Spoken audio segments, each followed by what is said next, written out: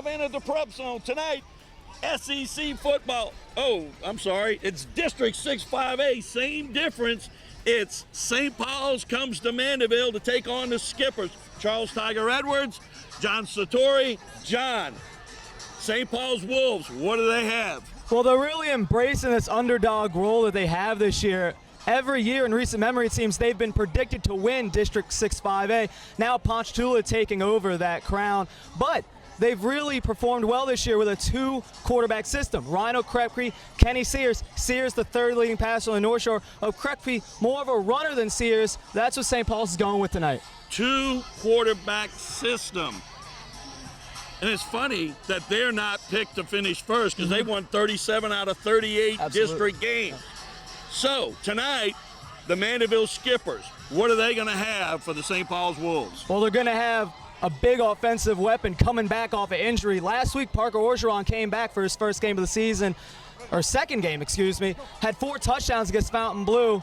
He's going to be a big difference maker. He missed the first 3 games due to injury. He's got 5 touchdowns in 2 games. He's going to be a difference maker on offense for the Skippers. Parker Orgeron, I'm watching him.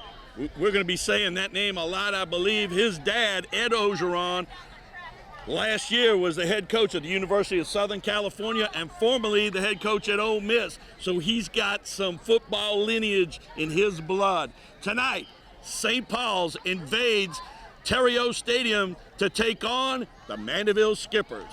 Pre-game with Coach Guy LeCompte. Coach, you got Parker Orgeron back. Tell us about how you've been using him and what we can expect to see from him. We try to use Parker in several different ways, but the big thing is to try to get the ball in his hands, and sometimes the best way to do that is just snap it to him. So we have him at quarterback at times, and we have him at receiver at times, and that's kind of how we've been using him. He can throw the ball. He's capable of throwing the ball. We didn't show it last week very much because of the weather, and we didn't have to do it. So he throws the ball actually better than, he's a good athlete. So what happens is with good athletes is you give them something to work on, they work on it and get better, and he does. Okay, they have a 2-quarterback system, and a lot of people going, oh, how do you prepare for one and then prepare, but they're basically running pretty close to the same offense, right? Yeah, that's what we've seen. It's pretty much the same offense. One runs a little bit more than the other, and one passes the ball a little bit more. He looks downfield and he keeps the play alive with his arm a little more. So anytime that you have 2 different quarterbacks, you have to prepare for them though still.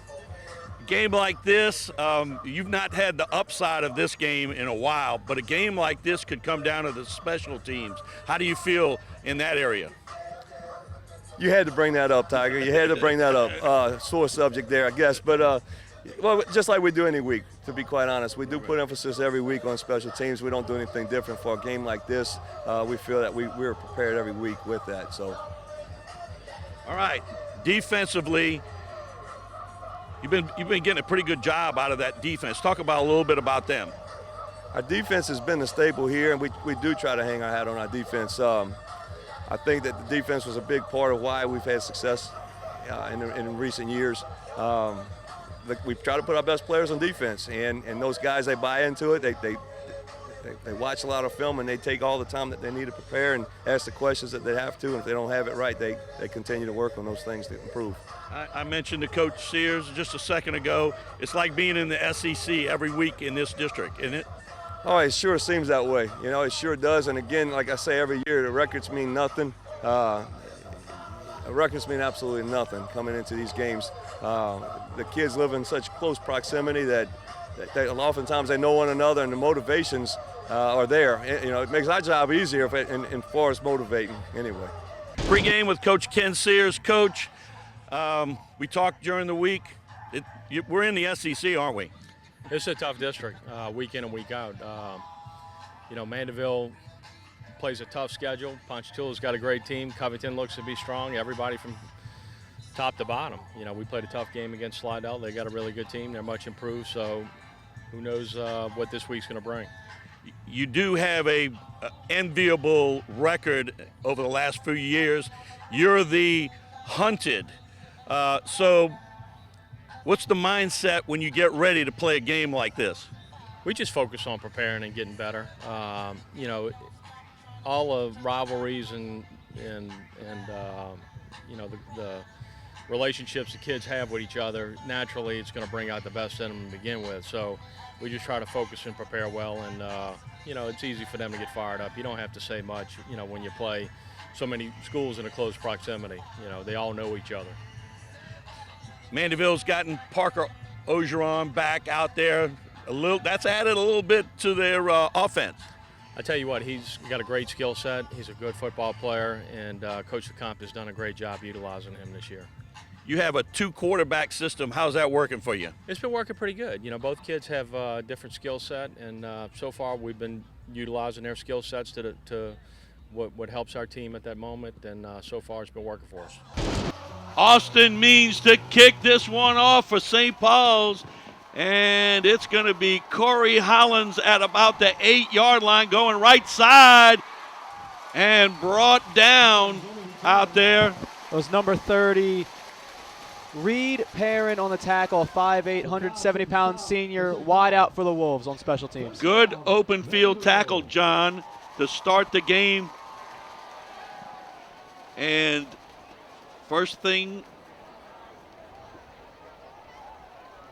is to pick out who the quarterback is, and it's John Bulavis. Ogeron, yeah, handoff. Oh, fake the handoff. Hit Ogeron out in the flat, and he's going to be run out of bounds by Evan Escaray. Escaray is a sophomore on this defense, 5'11", 190 pounds. Pick up about 4 on first down. So right away, Coach LeCompte going to his bag of tricks. Boulavas setting the offense. Going to dish it out. That was right side breaking one tackle, and then up the field getting the first down. And Nathan Allen. Nathan Allen, yes. 5'9", 170 pounds, a junior. Nice catch there. Nice run after the catch, I should say. Getting a first down for the Skippers. So they've gone sideline to sideline, first 2 plays, John. Really spreading out the St. Paul defense. It looks like we got a flag. Yep. Block in the back on Mandeville, so that negates that big gain. Will negate the first down. That brings it back. It's still going to be second down and about 6. So they picked up, I guess, 10 yards on the play. 2nd and 6 for Mandeville.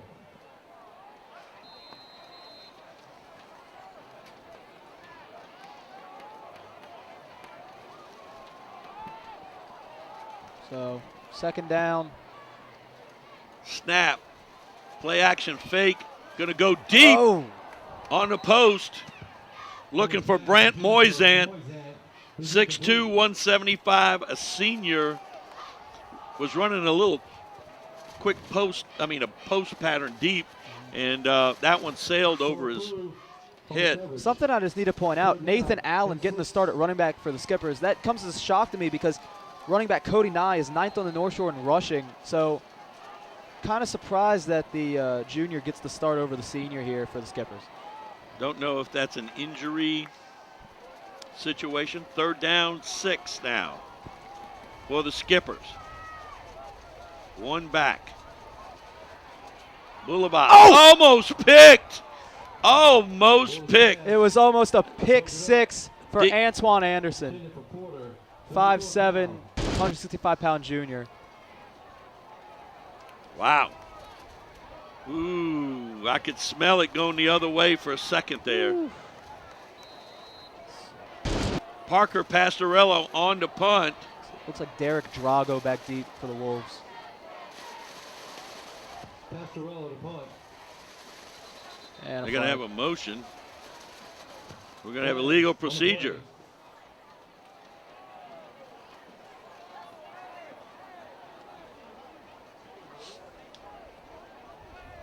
Promising start for the Skippers, and 2 early penalties have really halted that momentum they had early. I mean, you come out, you run 3 plays, and you've got a first down and then some, and now all of a sudden you're punting. It looks like St. Paul's going to have great field position as Drago is standing at his own 35. Pastorella booms one. Drago going deep. Fair catches it. No, he doesn't. No, he didn't. I'm sorry. That's Matt Myers, not Drago. Yep. Okay. Returns it up to the right hash, right around the 28-yard line. But Pastorello with a nice punt doesn't give them quite the field position you and I were expecting. Yeah, and in warm-ups, Pastorello was booming him as well, so it comes as no surprise that he was able to put his leg into that one.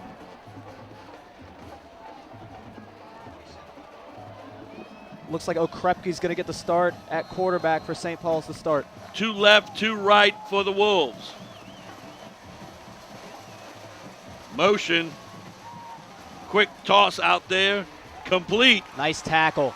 Open field tackle. That was completed to Brandon Eberts. And it was number 41, Michael Niedermar on the tackle, a senior here on senior night at Sid Terrio Stadium. Niedermeyer with a nice play. Second down, 10. Well, they started off with almost the same plays. That's what I was thinking. Yeah. So now the check off here. Mandeville just showing blitz, but backing off. Handoff inside. That play blown up at the line of scrimmage. Mandeville defense looking strong. Number 45, Alexander Troyer on the tackle. 185-pound junior. He was fired up after that play. A loss on the play. Third down and 12. Okrepke, not known as a great passer, going to have to complete a long one here for a first down. If they're expecting blitz, I'm thinking screen or draw. I don't know. Early going. That snap. Under a rush. He goes down. Boom. Number 91, Council Smith. 6 foot, 162-pound senior linebacker on the sack, and it's a 3-and-out for the Wolves. Well, you heard Coach LeCompte saying that they hang their hat on their defense, and that's pretty good because that's minus 10 yards in a negative 10 yards in offense to start the game for the Wolves. Austin Means is on the punt. Orgeron's back deep, standing at midfield.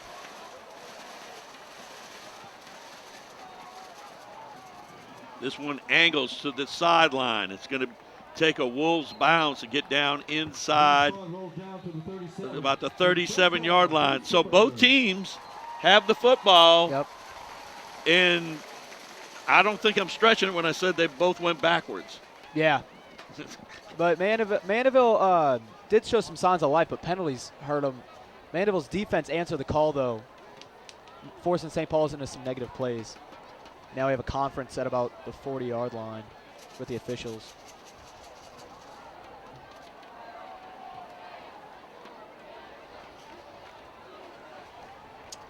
A lot of discussion about whatever the foul is and what they're going to do with it.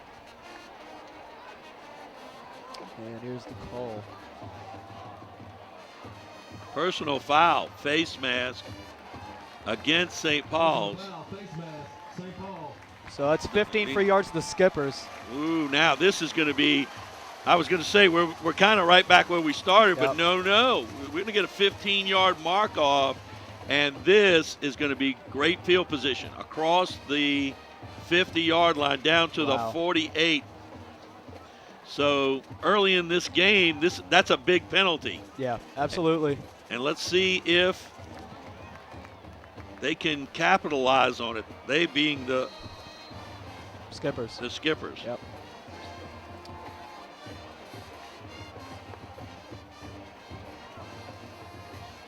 Handoff inside, running hard. Cody Nye. There's Nye. Cody Nye, yep.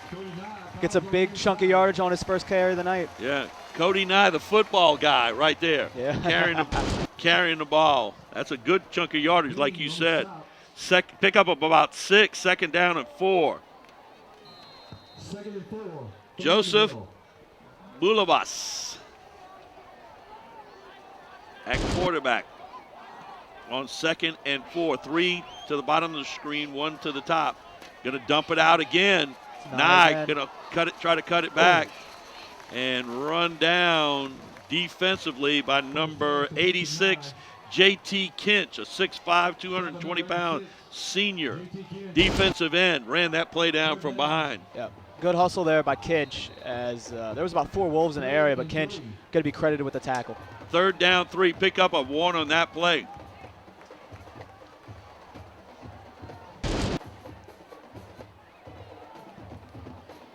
Look to the sideline here, see if they change the play. They are changing it. Or calling yeah, they are changing it. Snap. Pass. Nice catch by Nice Orgeron. catch. And he breaks a tackle and picks up a 1st down. Flag down, But though. there's a flag on the field, yes. Caught by Orgeron. Looks like this one's going to be coming back. Brown does the flag on the play. What a snag by Orgeron. You see the talent there. That's why they want to get him the football. Yep. First off, he can get it, and then he can do something with it. Still away from the ball. There it is. It's holding. Holding Mandeville. And a personal foul. Roughing the passer. So offset. Offsetting. We're going to replay 3rd down. Replay 3rd. Wow. And that's something that St. Paul's just can't do, those stupid penalties. And they would have had Mandeville in either a 4th and short or 3rd and long following that play, but roughing the passer, and it's going to give Mandeville another chance at this 3rd down.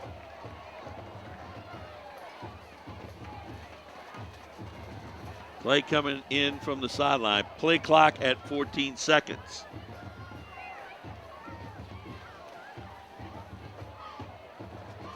Blitz coming.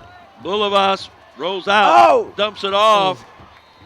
Wolves pass. He looked. Intended for Orgeron. His check down was to Ogeron out there in flat.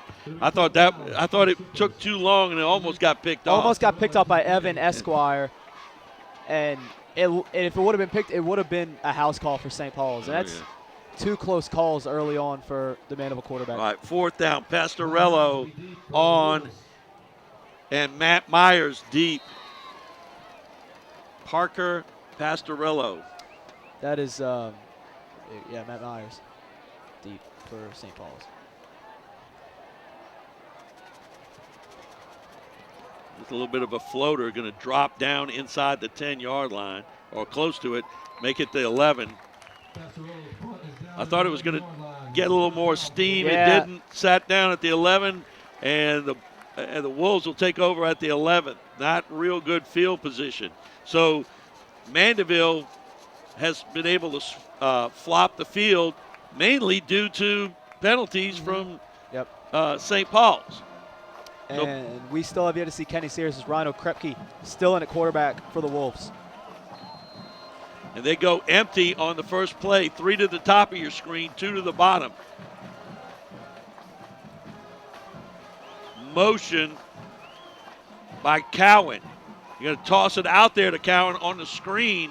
Ooh. And he's going to be wrapped up after he gets one. Looked like number 46, Kyle Snyder on the tackle, a 6'3", 190-pound junior. Snyder, a defensive lineman, good job of getting out there. Pickup of 2, 2nd down and 8.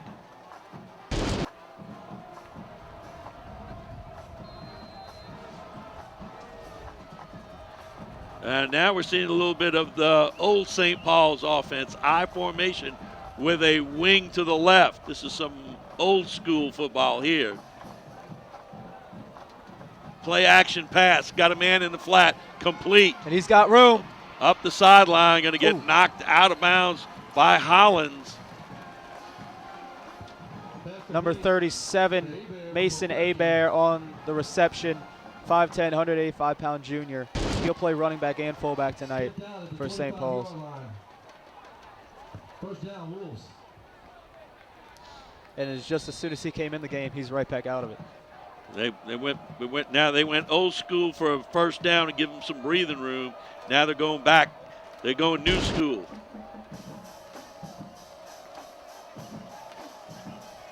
Long count. Handoff. Well, Krepke's no, got it. No, he kept it and himself. he's tackled in the backfield.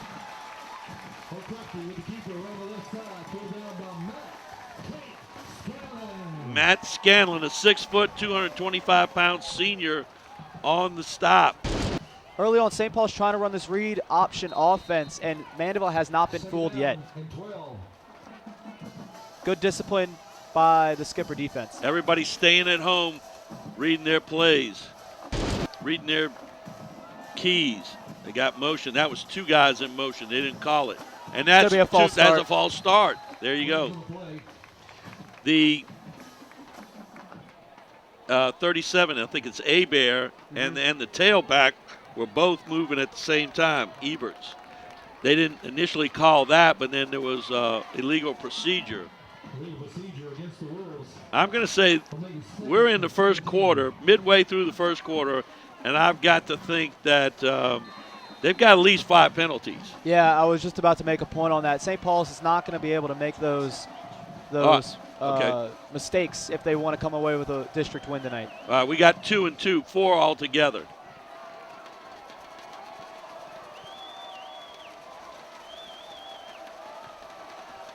And we had the wipe off, so that was another one.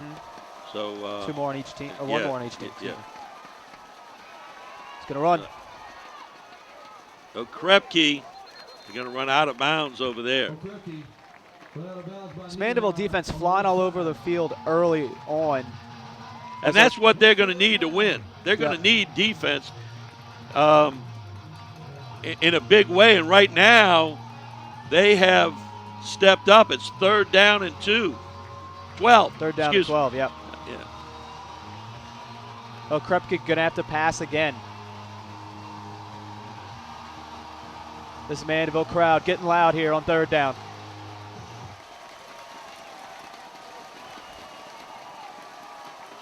Mandeville shows blitz, and they come with it. He's getting through, and he's going to get sack. The second 3rd down sack for Mandeville so far. Man, dial up the blitz right at the right time. Number 46. And the skippers get through there. Number 46, Kyle Snyder, again on the sack. He's had a good first quarter so far, and Mandeville's going to get the ball back in what we think will be good field position. Parker Orgeron back to receive. Austin Means will punt it away 1 yard inside of his own goal.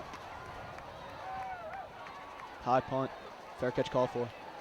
That's at the 49-yard line. So another great field position, good hold defensively by the skippers. It's whether the offense can do something and not shoot themselves in the foot.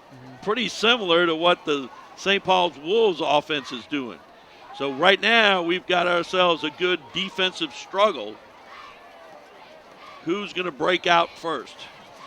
That's the question. Handoff, right side. Flag down again. Going to be close to a 1st down. That was Nathan Allen. Nathan Allen. He's gotten the majority of the carries so far for Mandeville. And you know, I think somebody said flag. it looked like they no, waved off the flag. I saw a flag fly. Well, no, I think it's they're throwing the football on the far side of the. Oh, I on the far apologize. side. That's okay. I was thinking the same thing. Yep, it's been the trend early on. Handoff, left side, and cutting it back and squirting through there Allen again. is Allen, Nathan Allen.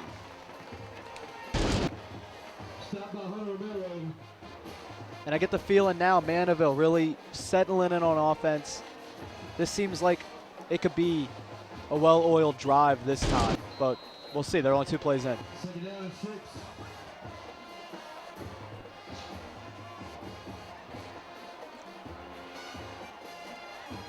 Lulabas, hands off, right side, good run. And again by Allen now on the right flags side. fly. 2 flags are down.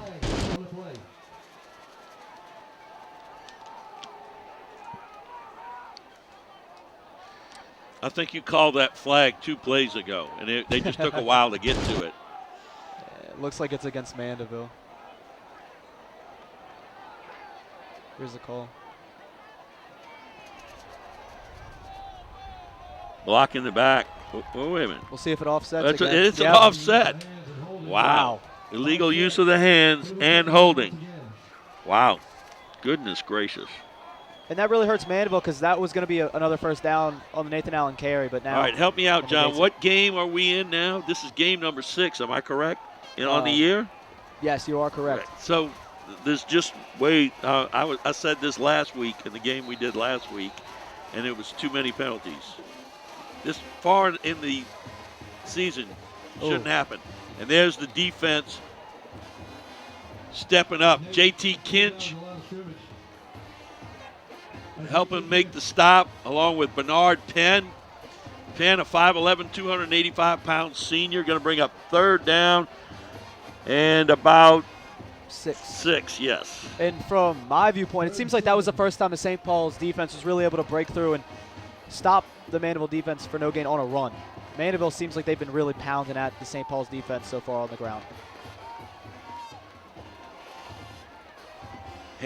Play action pass. Inside screen. This is going to be a first down. That was a little bubble screen out there and completed. To number 85, Brant Moisan. Moisan with a nice catch, and then he turned it up behind those blocks and picked up a first down. Back when Mandeville's when Coach LeCompte got here and first putting this offense in, one of the things he did was he had those screens right, left. I mean, he had 4 or 5 different types of screens to both sides. We got a stoppage in play. Referee straightening something out on the sideline over there.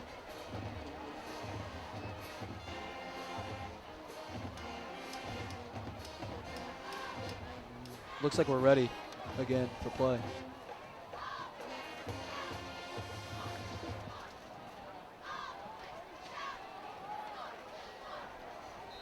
Blown back in, ready for play. First down 10 for the Skippers. Handoff inside. Allen kind of straight ahead that time. Tackle made by number 85, Michael Hunter, a 5'7", 180-pound junior. Pickup of 2, 2nd down 8. Or excuse me, that was number 86, JT Kinch on the tackle.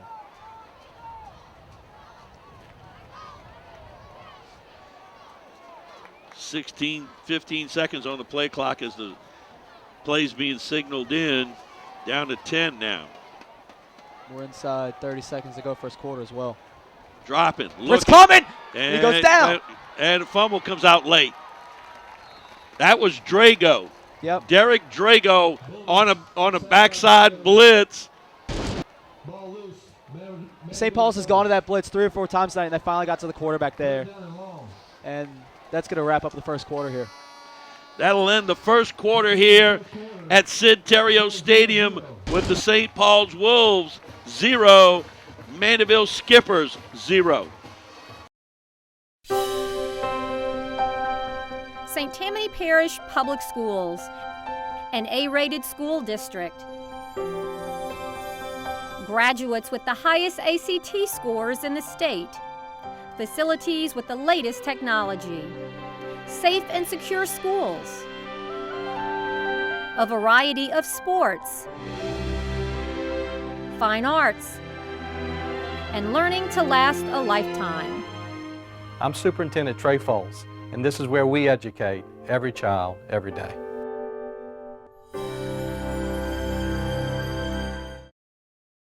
All right, 3rd and long. Bullivus. Oh. They aren't going to call it. No. Oh, they will call it. Yeah, they call it, yeah. False start. That's going to be on number 85. Moisan. Yeah, he got going before the ball was snapped. Makes it 3rd and 20 now for the Skippers. And again, Mandeville had a good drive going, and these penalties just ruined that momentum. John, first quarter stats real quick. St. Paul's 2 total yards. Mandeville 36 total yards. Wow. St. Paul's definitely has probably 2 times the amount in penalty yards than they do total yards so far. Wow. All right, still 3rd and long. Blitz coming from St. Paul's. And it is, straight up. He got stood up. In trouble again. Bulovas rolling right, going deep. Oh, Too much. Moisant is saying he was held. No call coming. coverage on the play by Sean Butler, a 5'8", 160-pound senior. And it's going to be another punt for the Skippers. Under the Fair Disclosure Act, tonight's statistician is Mr. Roger Glenn of the Advocate, Baton Rouge Advocate. And we thank him for his statistical duties. Number 11, Matt Myers back.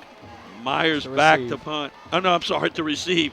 I'm Pastorello punting it. He's going coffin corner. Oh. Wow. Great That's punt. pretty good. Down at the 5. Down at the 5. First down for the Wolves. So, again, right now, this is what I'm seeing. You help me out. Both defenses playing good.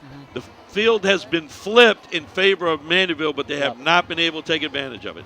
They have not, and it seems like the first 2 plays of each drive, they get something going, and then a penalty occurs, and it just ruins all that momentum. And you just saw there, they had 3rd and 15, back to 3rd and 20, and now it's a punt.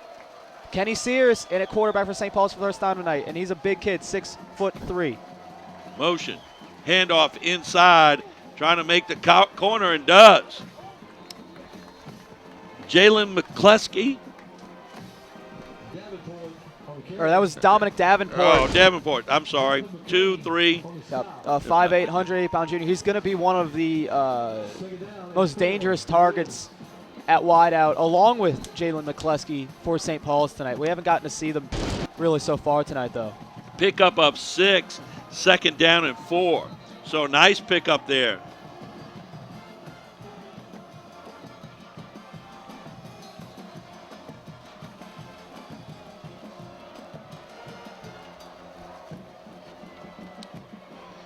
Sears from the pistol. Got 2 guys in motion. That's a no-no. That is a no-no. Some confusion on offense. Now I don't know. He's just going to take it himself.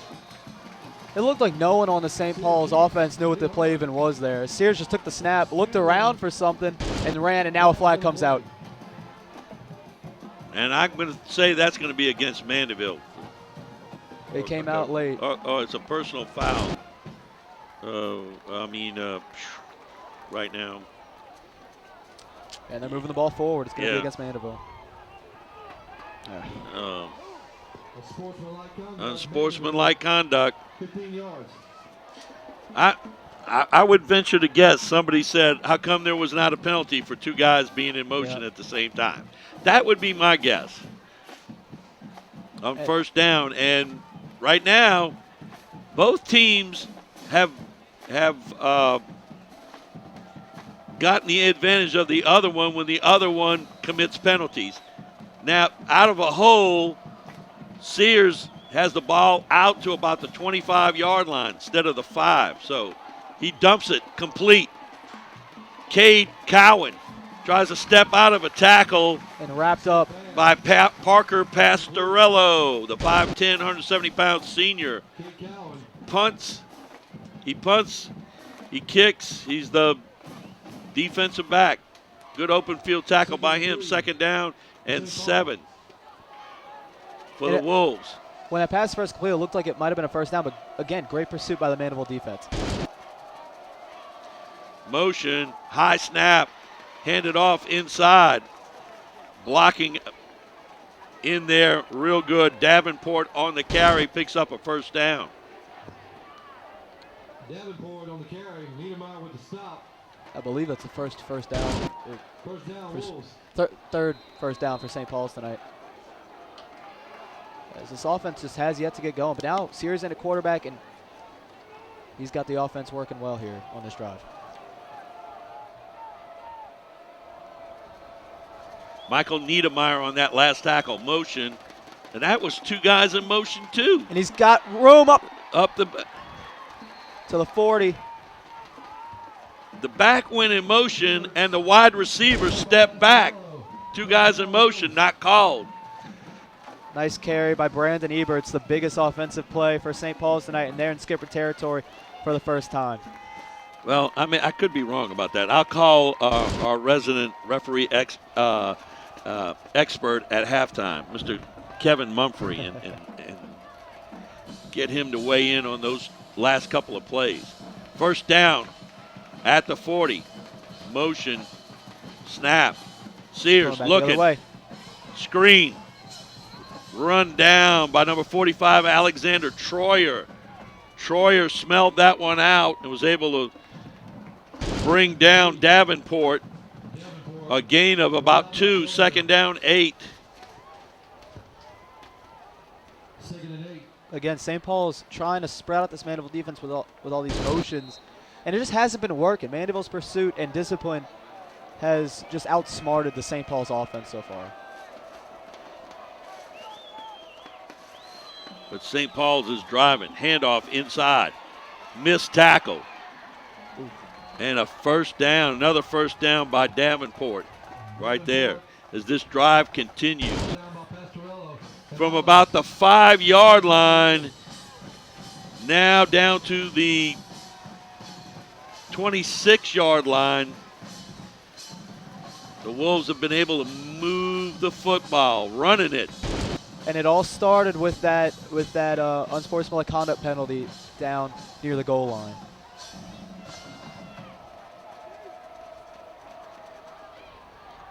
Sears dropping, goes to his receiver out there, Davenport, and he's going to be called. He's going to be called for throwing him down. It's going to be a face mask. Is it?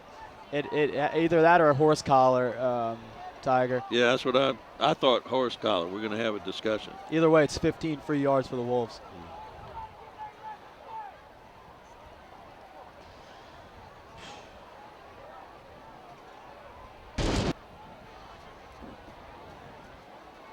And from where I said it really didn't look like that, but we're pretty high up here, so the referees have a much better vantage point than us.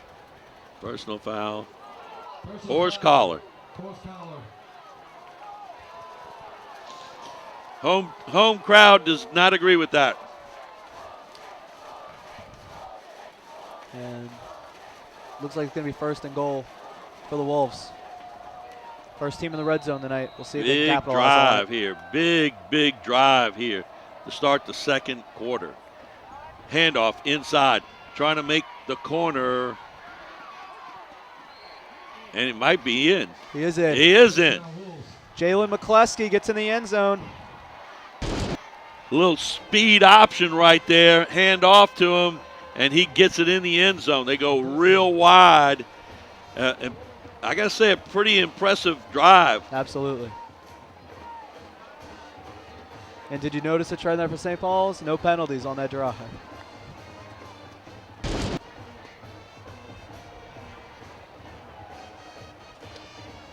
It's going to be Austin Means on to attempt the extra point.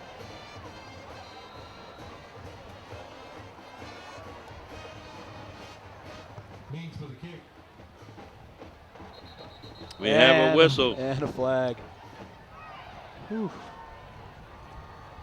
Flags on the play. Ball start, St. Paul. And that's interesting because now that typical 19-yard attempt back up to a 24-yard attempt, which isn't a gimme. So we'll see if Means can put it through from 24.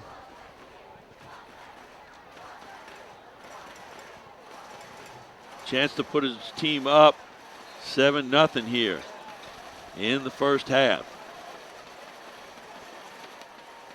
Snap there, kick is up, and Austin has the means to make it 7-0, and there is a flag on the field, and this is going to be on the kickoff, penalized on the kickoff. Putting into the kicker, point's good. Running into the kicker is the call. So with 8:42 to go in the first half, 7-0 St. Paul's over Mandeville. Means to put it back in play. And that's going to be a touchback. There's no running the ball out of the end zone in high school football. It's just a touchback. The penalty for running into the kicker gave them yardage to where Means could kick it in the end zone. So Boulevas will take over with his troops out at the 20-yard line.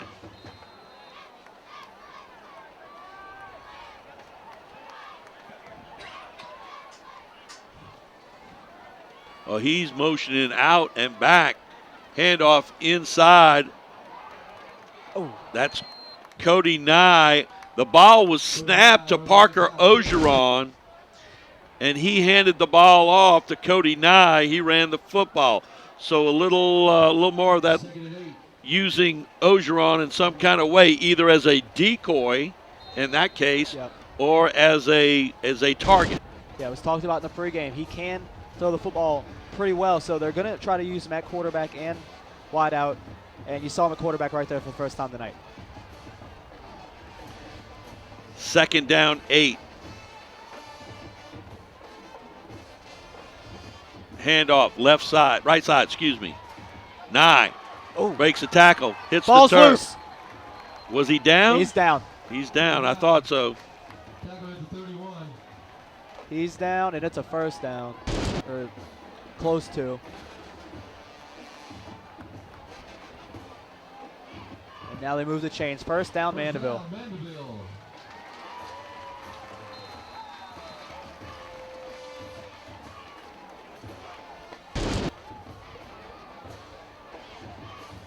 Boulevas, hands off, right side. Nye again running hard, getting good yardage. Some good blocking over here on the right side. Jamal Martin, 6'4", 250, a senior over here on the right side.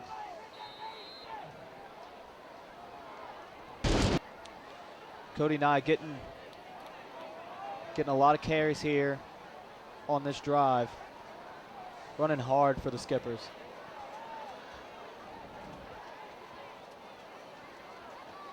Boulevas.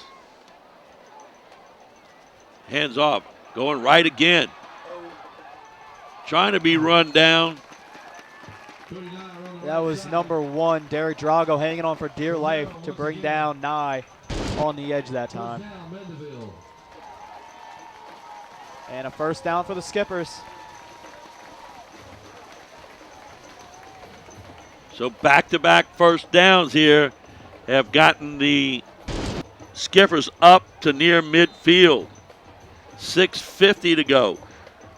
The main thing you want to do when you're coaching is to answer a score with a score. So that's what the Skippers are trying to do here. Hand off. Again.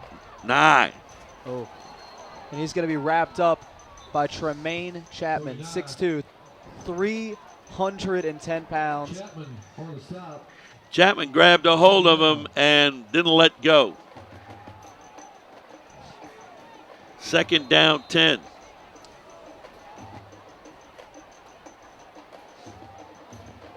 Skippers have yet to throw on this drive. Let's see if they do it here with a 2nd and long.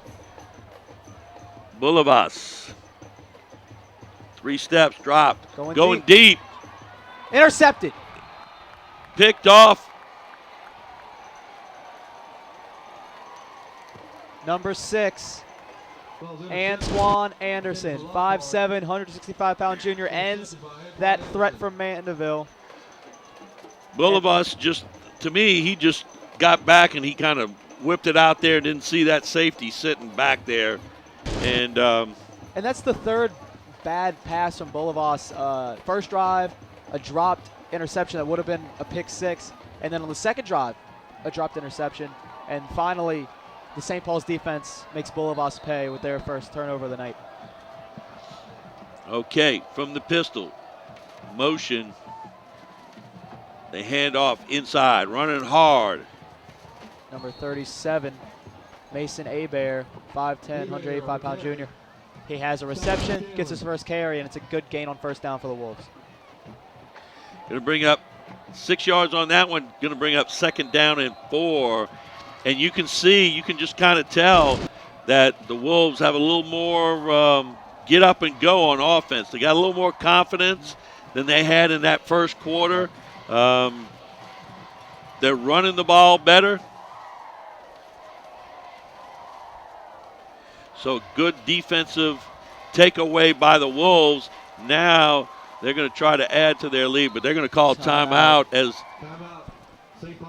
as the play clock is winding down to 0. A heads-up play. It was Dominic Davenport. By Davenport.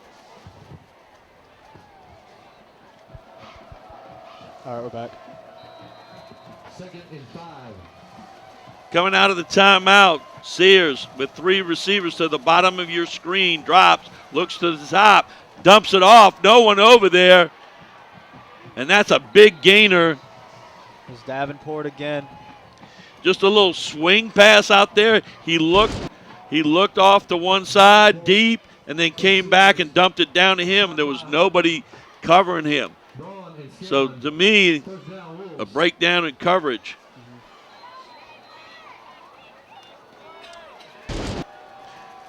Toss inside.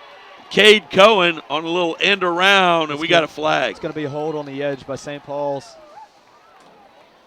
Looks like there could have been 3 holding penalties there on the edge. They're going to get one of them. Holding against the offense. A break there for Mandeville. St. Paul's was having their way with the Mandeville defense. These last 2 drives, really. Now let's see if they can recover, that being the Wolves, or if the Mandeville defense is going to get a little spark, some of that spark they had in the first quarter.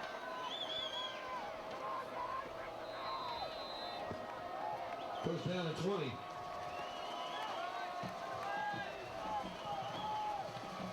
Motion, dropping. Oh, it's coming. Middle screen, dumps it off. Nice tackle. That was number 41, Michael Niedermeyer on the tackle. And if he didn't make it, Davenport might have been gone for 6. So great tackle by Niedermeyer. They smelled out the blitz coming right there on 1st and long and went with the middle screen and got about 6 yards. 2nd down and 14. What's coming again from Mandeville? Or at least they show it. They're backing out. Yep. Pressure coming again. Inside man.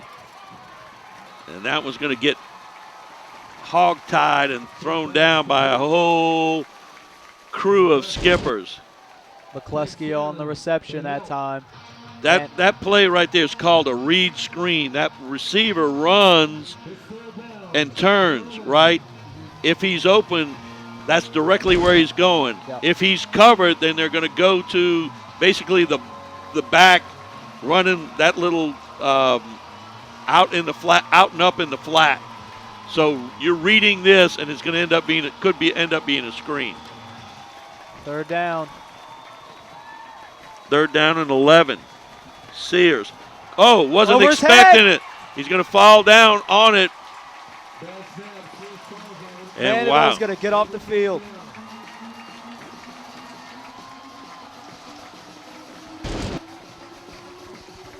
Wow. Going to bring up 4th down. 4th and very long.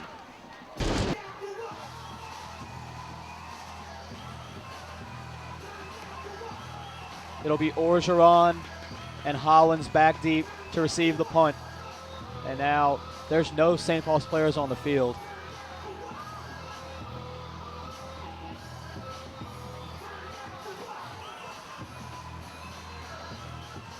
So play clock's rolling, and now the St. Paul special teams comes out. Yeah, it's down to 15. It took a lot of time. Austin Means is punting, and Corey Hollins is one of the two deep. Orgeron calls fair catch. And that ball right at the 30-yard line. First down for the Skippers. 2:10 to go in the first half. 7-0 St. Paul's over Mandeville here at Sid Terrio Stadium.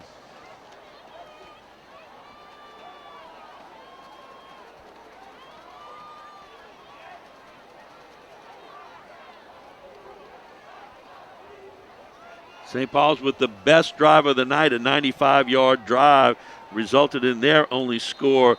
Otherwise, both offenses have kind of sputtered.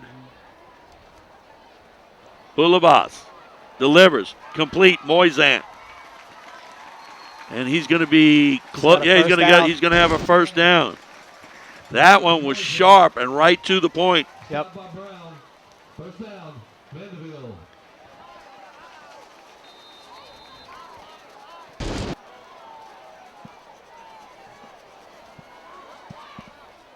Handoff inside. Oh! 9. Couldn't get out of the tackle of Bryson Brown. Almost like he ran right into him. Yeah. You know? Pickup of about 7, second down and 3. 1:40 to go. Second and 2. I'll make that 2nd and 2.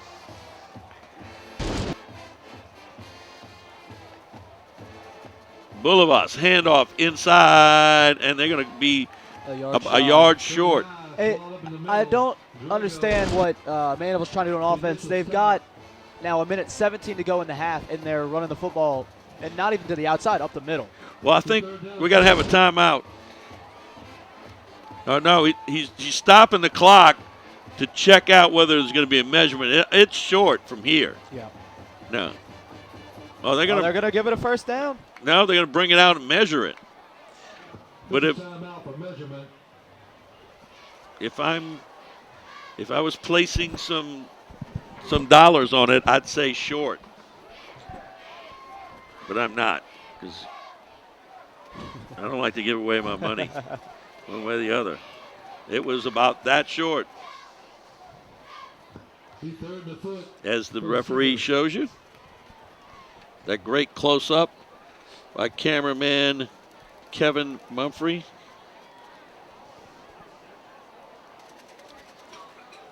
It'll be interesting to see what Mandeville does out of the time of arrangement. Will they try to run it to get the first down, or will they go for the pass and try to save some clock? You got to imagine. That clock is going to start again. I'm going to say this. He needs to blow it into play right now after that measurement, I believe. Unless Mandeville called a timeout, and they did not.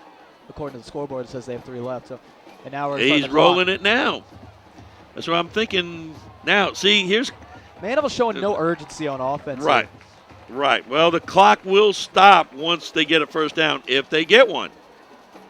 But there's 10 seconds gone. Now we're down inside. Right, we're under a minute now. Still haven't snapped it. Down to 4 on the play clock. Handoff, right side. It's going to be a first down. He's going to have to get out of bounds, which he does. But basically, there was 25 seconds they wasted to run one play. No. I can't. And even if they're going for a field goal, they're not in NFL field goal range, let alone high school field goal. I can't even think about that. There's 25 seconds. There's 3 plays in that 25 seconds. So first down 10. And the clock's rolling. I don't know why the clock's rolling. Got out of bounds. Boulevas dropping. Pressure coming. Screen, dumps it off, and they're going to run out of bounds. Yeah, I don't get why that was running either. Yeah. It seemed as if no Mandeville coaches or players recognized it, as you'd think there would be an outcry knowing the clock was rolling, as now we're down inside 30 seconds. Exactly. Just poor clock management by Mandeville here at the end of the first half.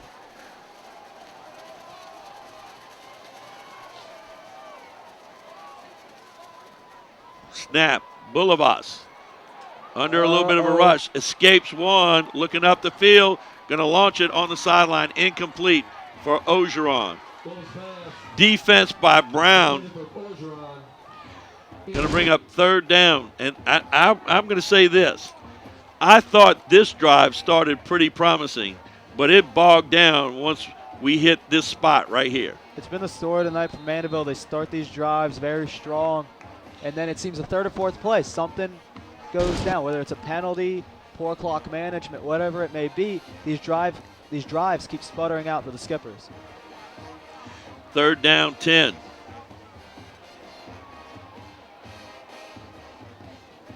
Boulevas gonna throw. Oh, he's got a man. Oh, Too much. That one a little high for Cody Nye. and a nice hit by Deontay Saraparu, 6'1", 175-pound junior. And fourth down, and we'll see if Mandeville goes for it with 15 seconds to go. Oh yeah, in the they're half. going. They're going for it. There's no doubt. And now the punt team comes on. Oh, as I said, no doubt. They sent out the punt team. Okay. All right. You got to expecting a block, and now the block is not on for St. Paul's. I'd imagine with the time left in the half, St. Paul's will be going all out for this football, but they've got the return on. I think there was a lot of time wasted in this drive. Yeah. Pastorello to punt. Another He good puts one. it right down the middle. And Myers catches it and hits the turf, and there's 8 seconds to go in the first half. Kenny Sears has a very strong arm. We'll see if they try to use it on a Hail Mary, or we're just going to kneel it, and St. Paul's will take this lead into the half.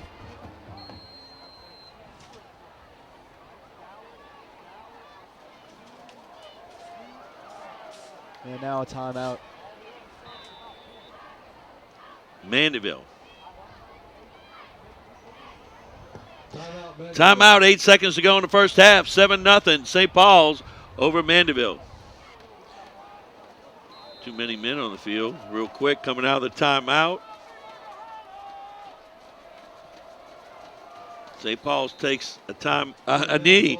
Mandeville took a timeout. St. Paul's takes a knee, and that'll end the first half with St. Paul's leading 7-0 over Mandeville here at Sid Terrio Stadium.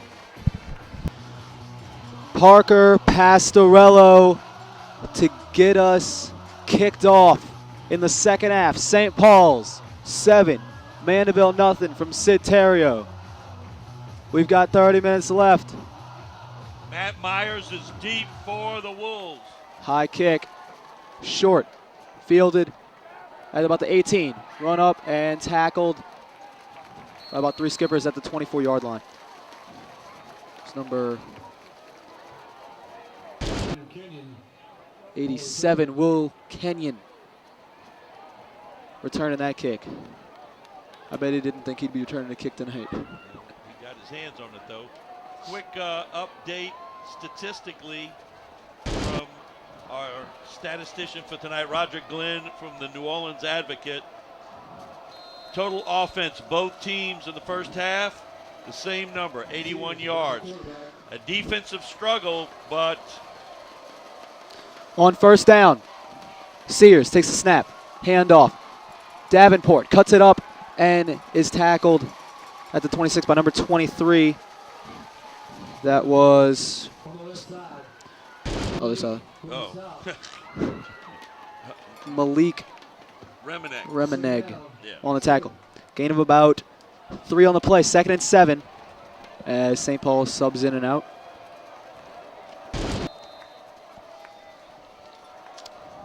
On second down, 2 receivers to each side.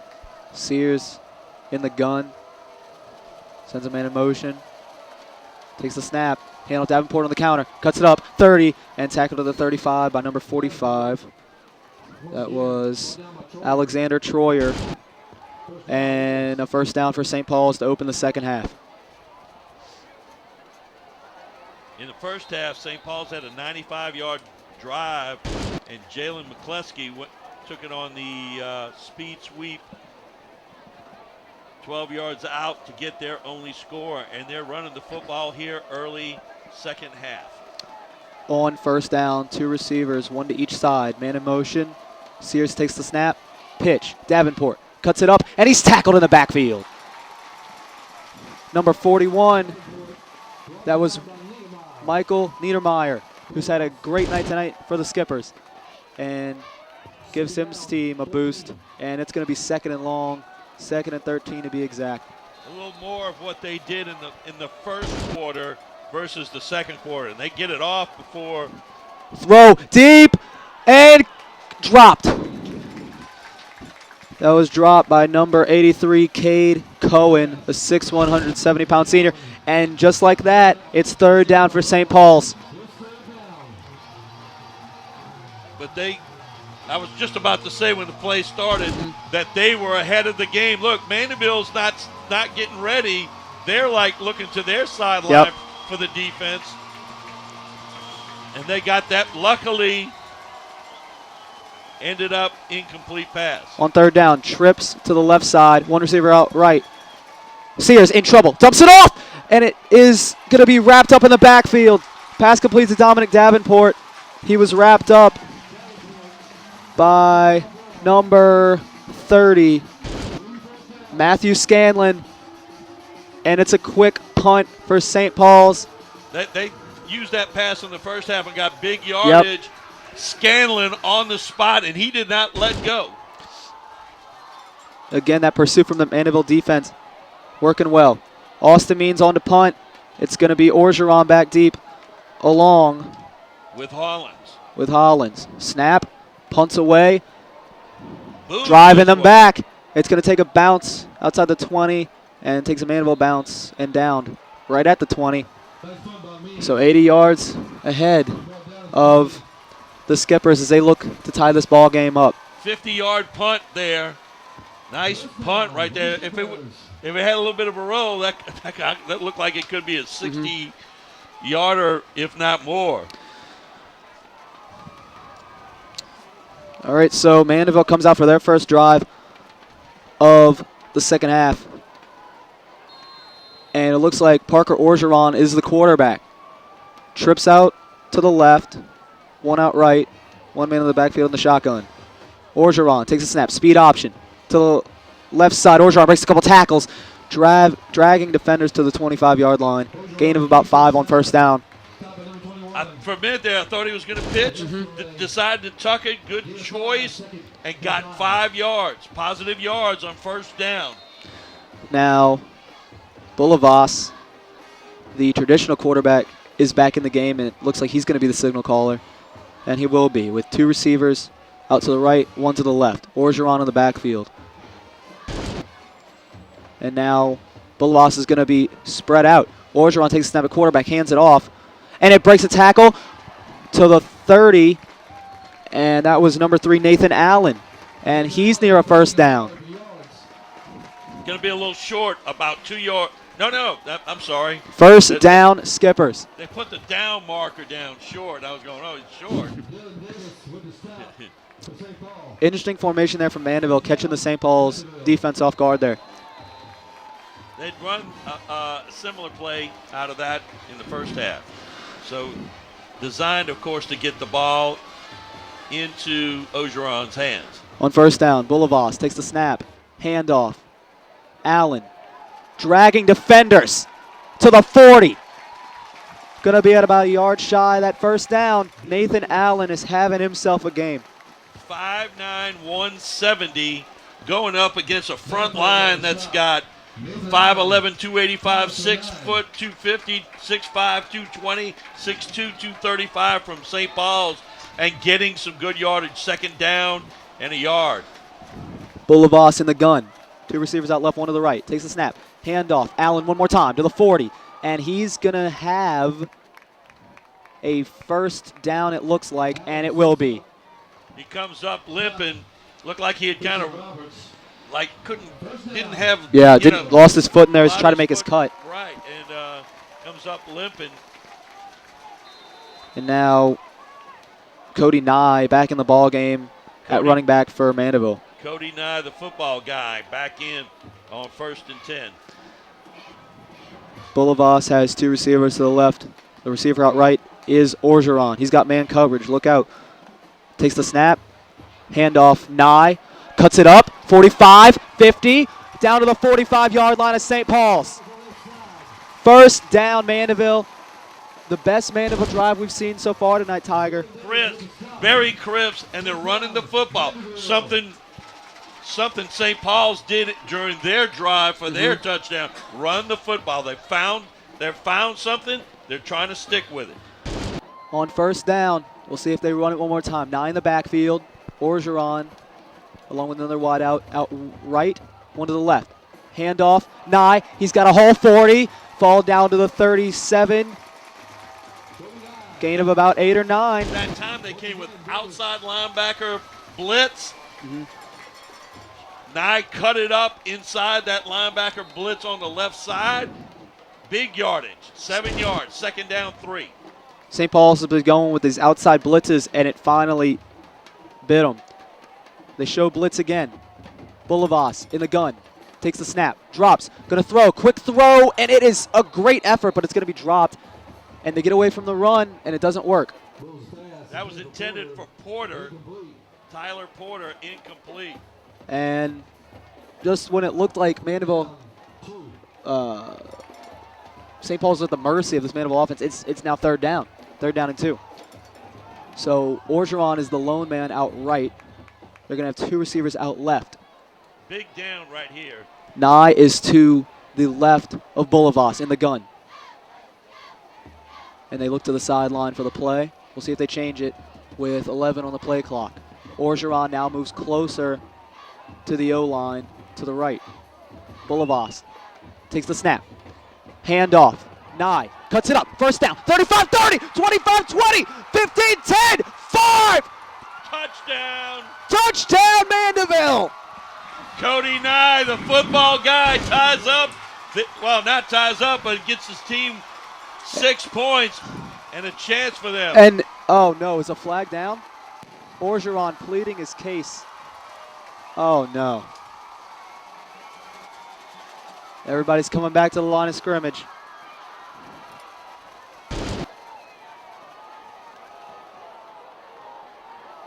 Oh man. Coach LeCompte is in dangerous territory out there. It's coming back, folks.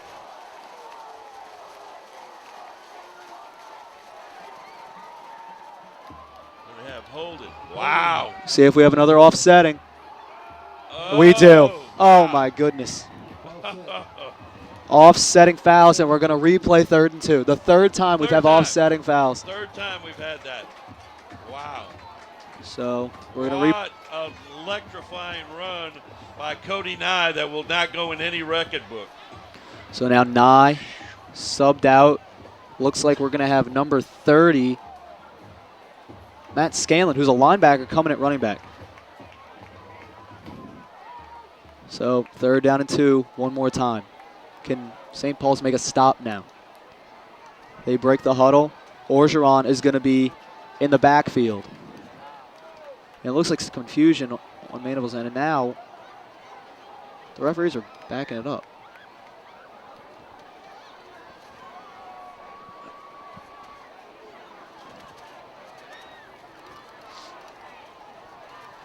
Okay, 3rd down. Wow. 3rd down and 2 from the 37-yard line. Orgeron in the Wildcat. St. Paul's puts 8 in the box, and now they're going to split the offense out wide. Orgeron takes the snap. Speed option. Running outside. Cuts it up. 35. First down. 30. 25. Tackled at the 25. First down again, Mandeville. Parker Orgeron shows just how dynamic he is. Gets a big chunk of yardage in the first down. Tackled by Tremaine Chapman. But the thing, they went to a little pull something out of the trick bag. Yep. Basically, quarterback keeper. And they went student body right, left. And Orgeron got the first down. So they're mixing and matching what they're trying to do. First down from the 25, trips to the right side. One receiver out left, 4 wide. Bulavas, snap, play action, throw out to the screen. Orgeron drops it, and that might be a lateral, and it will not be. So incomplete, looking for Orgeron on the screen. Full pass, incomplete to Orgeron. Coach LeCompte not too happy about that play, some part of that play.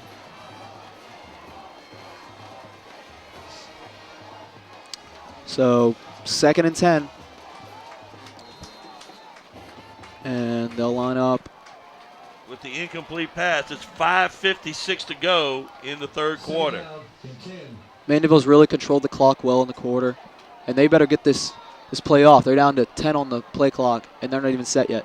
Way too long. 2 receivers outright, 1 to the left, down to 4 on the play clock. Bulavas takes the snap, gonna drop, gonna throw. Orgeron caught, 20, wrapped up at the 16.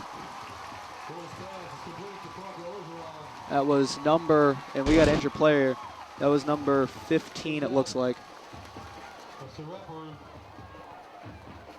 Sean Butler, 5'8", 160-pound senior. Oh, excuse me. Deontay Saraparu, excuse me. And he gets up, and he's going to stay in the game. Nice tackle there on the edge by Saraparu. And it's 3rd down and 1. We'll see if Mandeville tries to ground and pound here for the first down. Bulavas takes the snap, handoff, breaks a tackle to the 15, falls forward, first down, still tracking defenders, ball's loose! Wow. St. Paul's, Mandeville has it. Wow, the St. Paul's defense is running off the field and Mandeville keeps possession. What a break for the Skippers. I think initially they fell on the ball. It appeared that they had, but covered up by a skipper. So the drive is to tie it is still alive. Mandeville's very lucky because that was probably a backbreaker if St. Paul's was able to recover. So they come out in the same formation they just had on 3rd and 2. Orgeron's going to take the snap. Quarterback draw. 10. Makes a man miss. 5. Spin move to the 4. He got to the corner and literally stepped out of a tackle. Yep. It looked like he was easily wrapped up and just stepped out of it. Stepped out of it and kept going. And that time, they had 4 guys right behind the line of scrimmage, snapped the ball to him, and it was basically, you run to the open spot. Something very reminiscent of what Tim Tebow did at Florida in that kind of formation, that power formation. So Orgeron in the same formation, this time set out left. And now they're going to shift it to the right, and it's a flag. Yeah. Flags on the play. Offsides on St. Paul's. Whoa. And the thing was, they were down to 5 seconds on the play clock. So that, and they were trying to shift, and we don't know if they would have gotten that off. And wow, the ball's at the 3. 2, excuse me. No, 3, I'm going to say 3. Same formation 2.5. to the right. Orgeron in the gun at quarterback. Takes a snap. Up the middle. Orgeron to the end zone. Touchdown, Mandeville. Touchdown, Parker Orgeron. We are an extra point away from having a tied ball game, Tiger. Unbelievable. Unbelievable. A touchdown call back. Great run by Cody Nye. And they remanufactured the drive. They went from they ran the ball pretty much the whole time, but they went from counting on first Allen, then Nye to Orgeron. Pastorello with the all-important extra point. Orgeron to hold. Snap, hold, kick. It is good. So, 4:03 to go. We've got a brand new ball game, folks.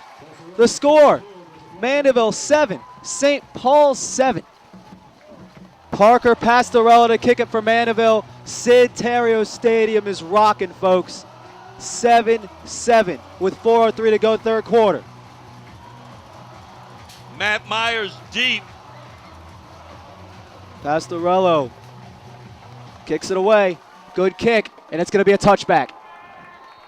Through the back of the end zone. What a kick. So, St. Paul's They come out. They're going to start at their own 20-yard line.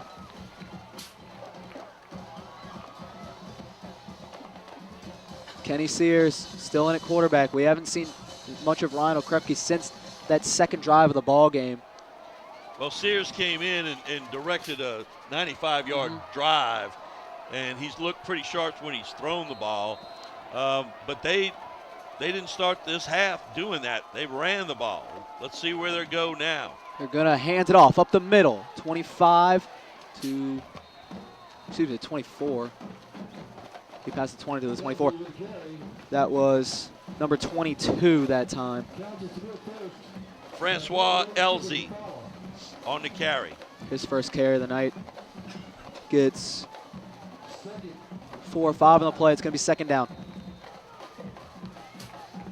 Now Sears with 3 men in the backfield. Handoff. And that one is going nowhere. Stopped at the line by a host of skippers. And it's third down one more time. I think both coaches went in at halftime and they talked to their people, and both came out and said, let's run this football.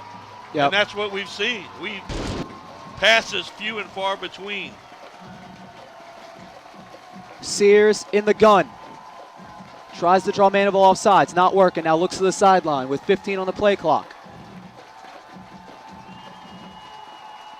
Now comes back with 9. Trips to the right side, 1 to the left. Sears takes a snap with 2. Rolls right. Pressure coming off the edge. Still looking. Rolling. Throwing. And it's caught for a first down. Number 11, Matt Myers on the reception. Just past the sticks. Yep. Nice comeback route on that sideline. And Sears got time because he rolled out. They had him roll out that time. And a nice pitch and catch. So just like that, St. Paul's, when their back's against the wall, they get off of it. It's first down in the eye. Sears, handoff. Davenport on the edge. 30 to the 41, near a first down. Dominic Davenport, gain of 8. Second down upcoming. That time out of an I formation with a wing right, they ran basically a buck sweep. And if you noticed, he followed his blocker like a power and then cut it up when he saw the opening. Second down 1. I formation one more time. Davenport one more time. Falls forward to about the 44 for a first down for St. Paul's.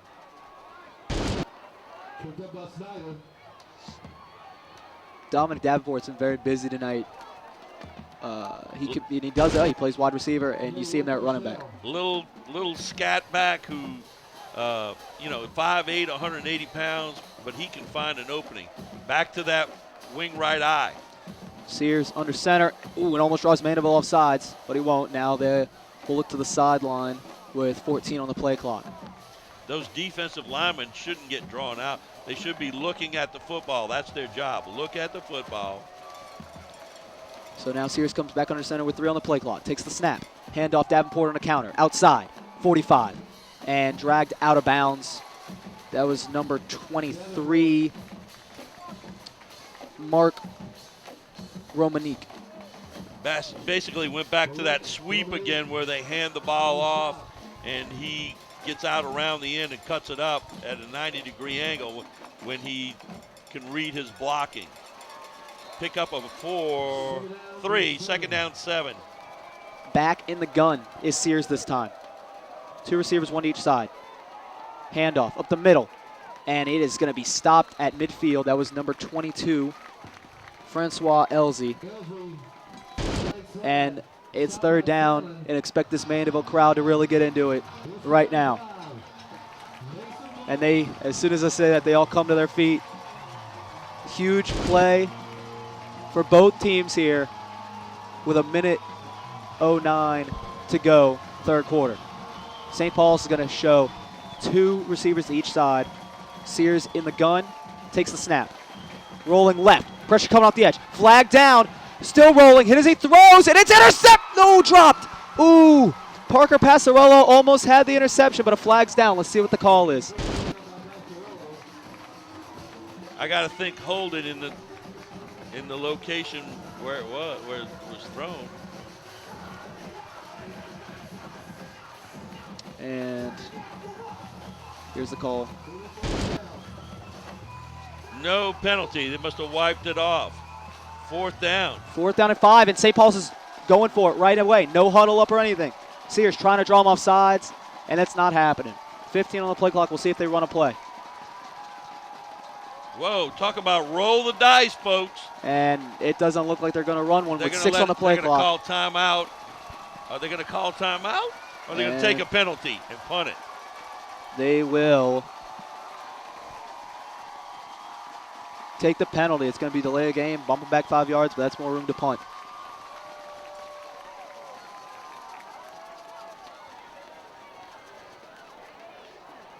Well, both coaches pulling stuff out of their little tricks out of their bag of tricks. Trying to draw them offside right there. Got to bring up 4th down. Means a punt. Hollins and Ogeron go deep. Means to punt. Orgeron and Hollins back to receive. Means has had a nice night punting so far. Low snap. Gets it away. And Orgeron's going to have a chance here. Looking for room. Cuts it up, and there's nowhere to go. Good coverage by St. Paul's. Ogeron brought down.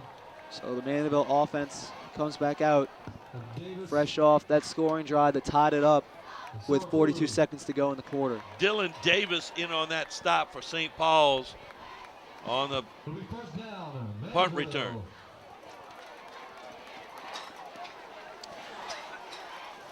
So what are we going to see in this series now from Ogeron not operating from the quarterback? Boulevas back in. I'm thinking we're going to have a steady diet of Cody Nye, the football guy, is my guess. well, on 1st down, Nye is in the backfield with Boulevas in the gun. Takes the snap. And just like you said, Nye gets the handoff, cuts it up, breaks a tackle, 35, 40, Still on his 45, feet. into St. Paul's territory at the 46-yard line. Yes, sir. Cody Nye, the football guy. And Great run that time. He started left, designed to come back right, and then cuts back across the field. And guess what we got? We've got some laundry on the field. That had to be a 10, 20, almost 30-yard run, and the touchdown had to be he's losing yardage.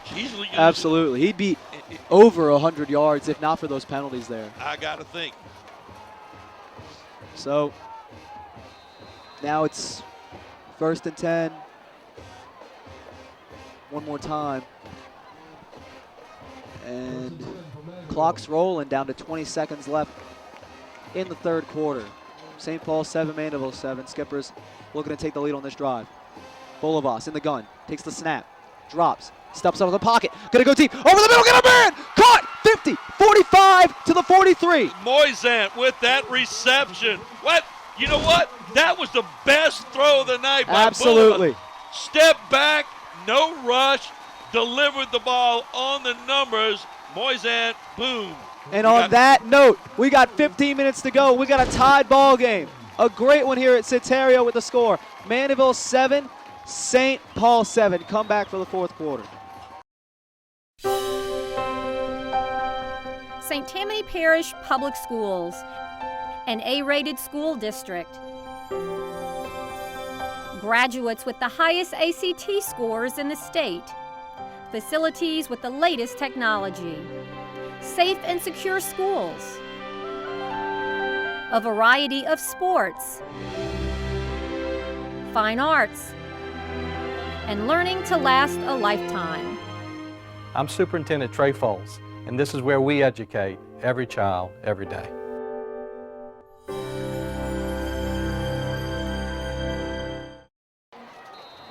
Welcome back to Citerio, 7-7. Mandeville has the ball, but they're driving. 1st and 10 at the St. Paul's 42.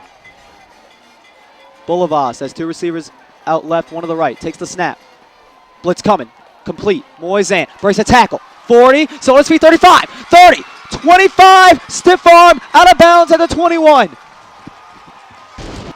It was Deontay Sorapuru who could not wrap him up. It would have been like a just no gain almost. Moisant stepped out of it, and I tell you what, I'm seeing a lot of that from Mandeville. They're stepping out of a lot of tackles.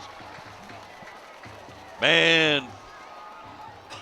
Mandeville driving again, 20 yards away from pay dirt here.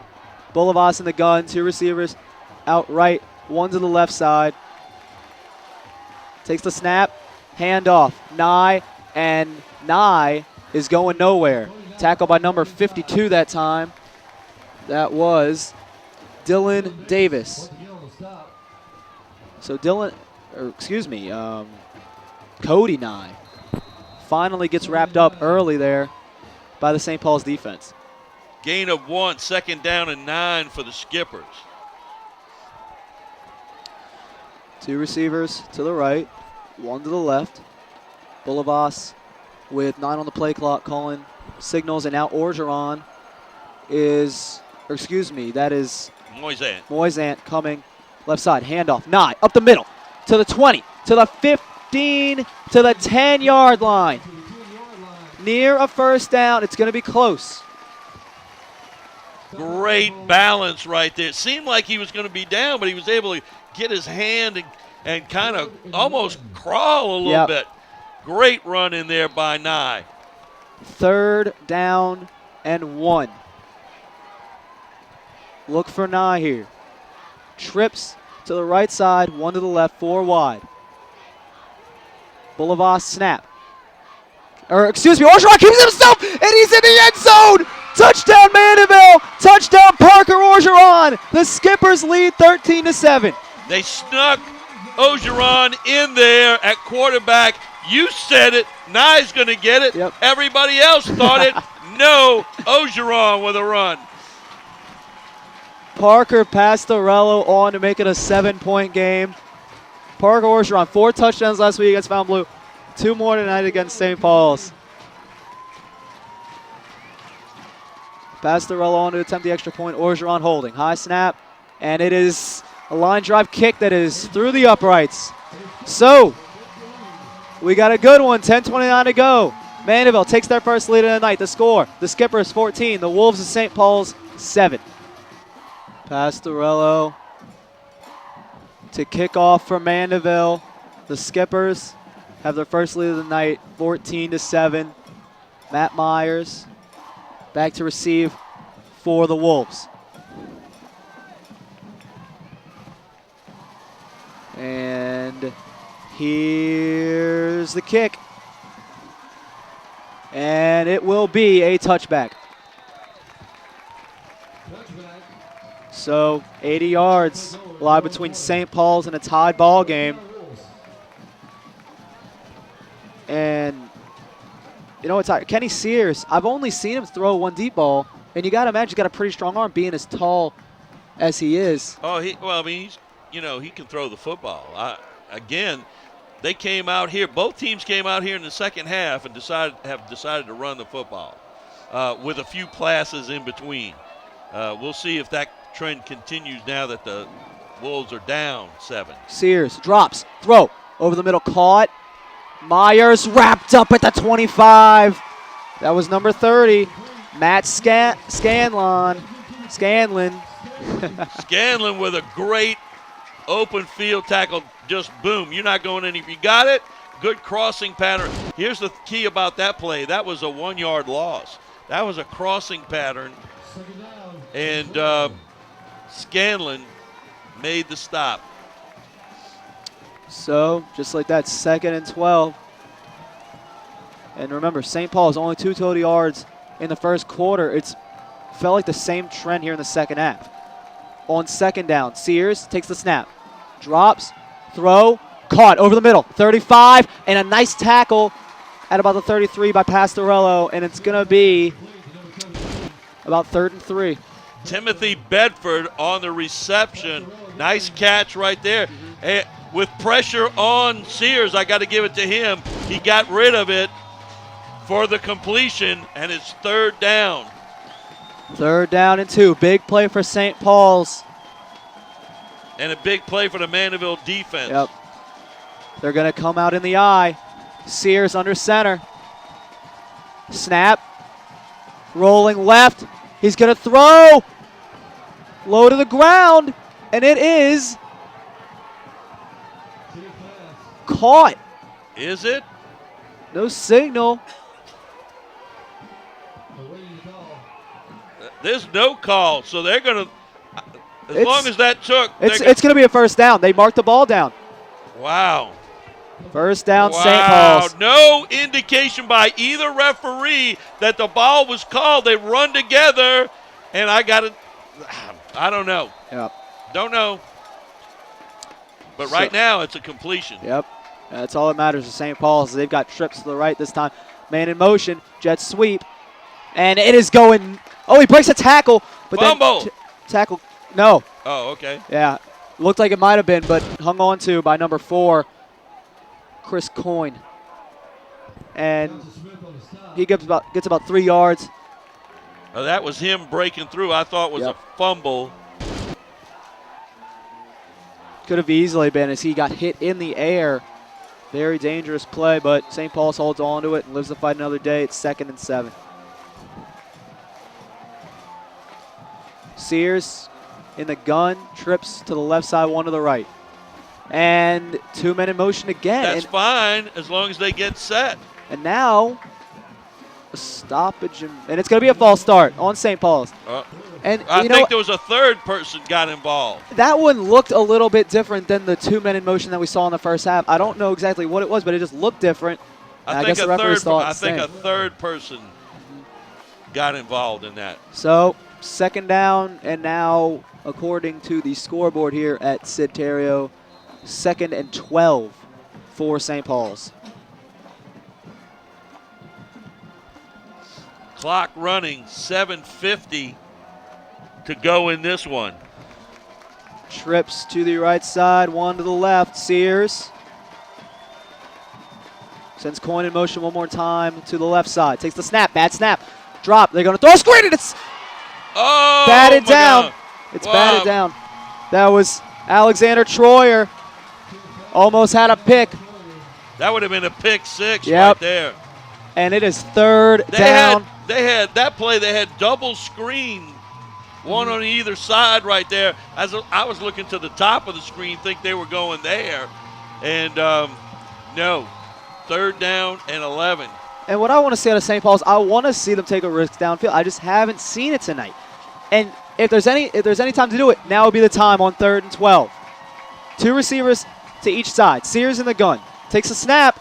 Drop. Steps out of the pocket. They're going to take a shot. And there's no one there. And it's intercepted. Coming back. 35, 40. And tackled at the 43-yard line. Number 26 for the Skippers, Ian Braun.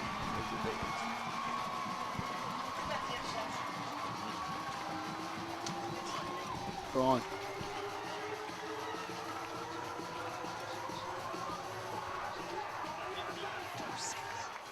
Yeah. What? Wow. What can you say? Well, you know what? That was almost like a punt. Yep, you're right, Tiger. You're right. That was almost like a punt right there. But like you said, but they're throwing on 3rd and long. Everybody's going downfield. So I'm looking at why are they dumping it down for 2 downs and then going up top long for the 3rd down? You got to go something else. And now they've gotten away from running the football, which is how they scored to begin with, and how they started the second half and were moving the football. Mandeville in control. Bolivas, handoff, Nye. Breaks a tackle and gets to the 44, 45-yard line. Just spinning right there. Right now, you can sense that Coach LeCompte doesn't mind running this clock and kicking it back to them if they don't get a first down because he believes in his defense. His defense has come up big in the second half here. Yep. And besides that 1 touchdown drive, really the whole game for Mandeville defensively. So 2nd down and 8. Bolivas has 2 receivers out left, 1 to the right. Bolivas takes the snap, Handoff Nye one more time. Outside, and he is going to be wrapped up at the 45. Got back to about the line of scrimmage there, and it's going to be third down. That was Dylan Davis on the stop. Number 52, once again, snuffed that one out. That's going to bring up third down. The most important thing for Mandeville is tick, tick, tick, that clock over there ticking down. And it is ticked down to 6:08 to go. A big third down for St. Paul's as they look to get this ball back to their offense. Trips to the left, one receiver out right. Orgeron is back in the game at quarterback with 5 on the play clock, telling his offense to go. Down to 2, takes the snap, handoff, Nye to the outside, got a block, 50, and falls down to 46, and the referees are going to say first down. First down. Wow. Wow. Cody Nye, the football guy, once again with a big run. Yep. First down, Mandeville.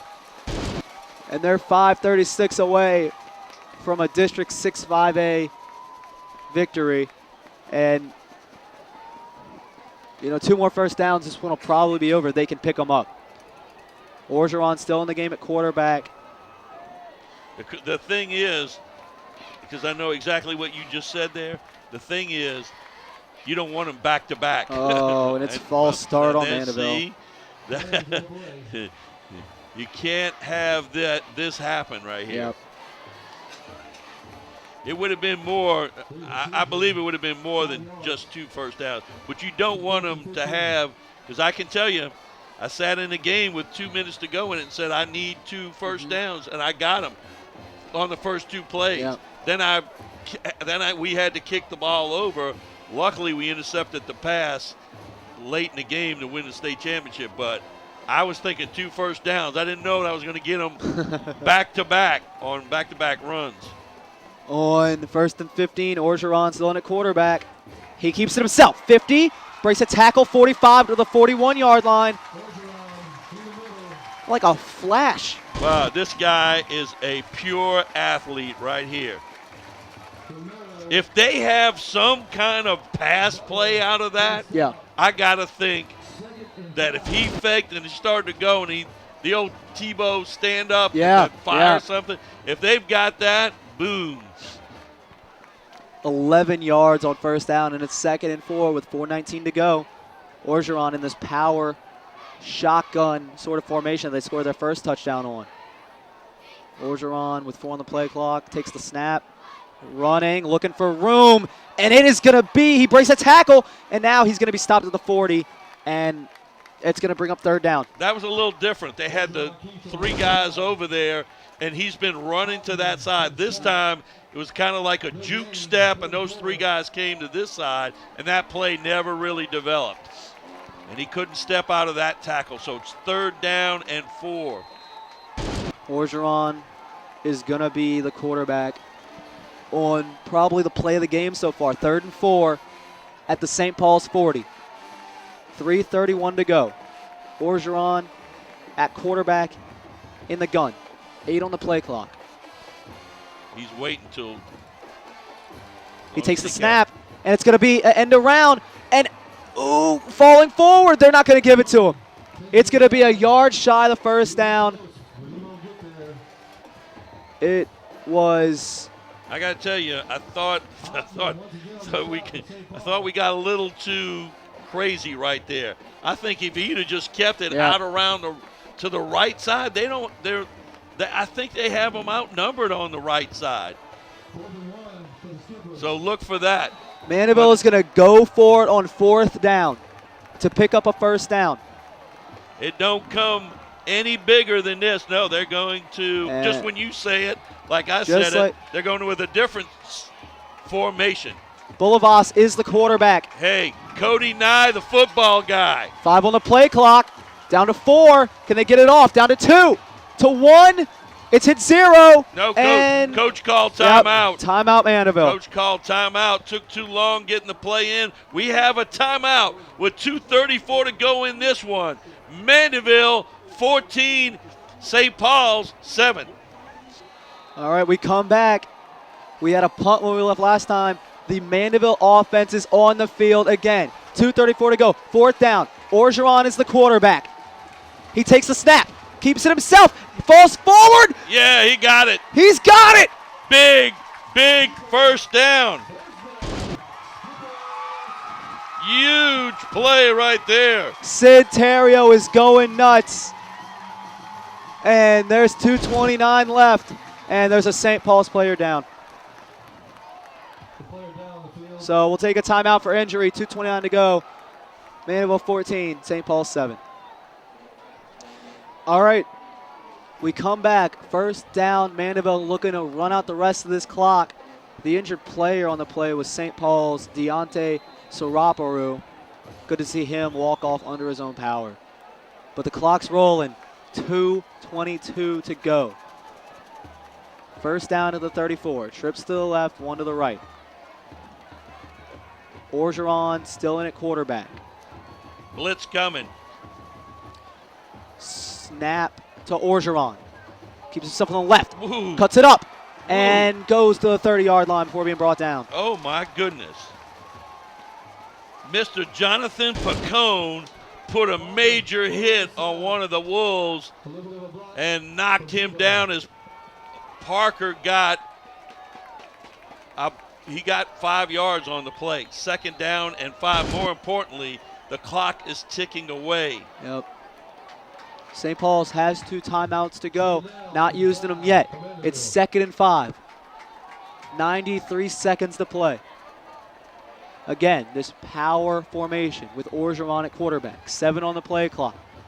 Orgeron takes the snap. Runs it to the left side. Goes to the 25, 24-yard line. He got a 1st down. It's going to be close. It'll be close. Well, they marked him down. The ball was way ahead of that, but he marked him down short of the 1st down. And now we're down to 1:05 as St. Paul's calls their 2nd timeout of the 2nd half. Ball game's on the line when we come back. 3rd and 1. Mandeville 14, St. Paul 7. All right, 3rd and 1. A 1st down most likely ends it. Parker Orgeron, the quarterback. Strong to the right. He takes him himself. He's going to cut it up, and he's got a 1st down. 1st down, Mandeville. And with 58 seconds to go. The home crowd on its feet here at Sid Terrio. It hasn't been since 2003. Sid, we'll have a timeout, but I don't know if that's going to help. St. Paul's trail 14-7 with 58 seconds to go in this one. As I was saying when we went to the break, it's been since 2003 and it's been 5 years since Mandeville's beaten St. Paul's. And I kind of thought that they were in their head, but not tonight. Not tonight, as on 1st down, Orgeron takes the snap in the shotgun and kneels it down. An unconventional victory formation. But St. Paul's, huge favorites coming in. Mandeville, they've had such a difficult season, such a disappointing season, and this makes their season. They're going to improve to 3-3 on the year, 2-1 in district play. St. Paul's is going to lose only their 2nd game in district since 2008. And I got to tell you, District 6-5A is going to be pretty exciting as we come to the finish. Orgeron is going to have to take one more snap, and this one is going to belong to the Skippers. Like I said, SEC 6-5A. That's going to do it. Mandeville is going to win their 2nd district game of the year.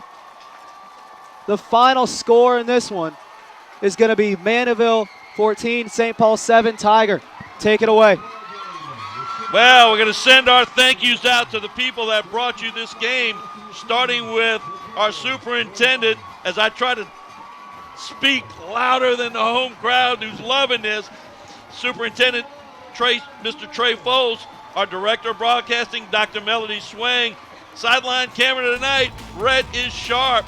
Up above me at main camera is Kevin Mumphrey. Alongside of me, John Sartori, Charles Tiger Edwards. Good night. God bless. You be good. You are now leaving the prep zone.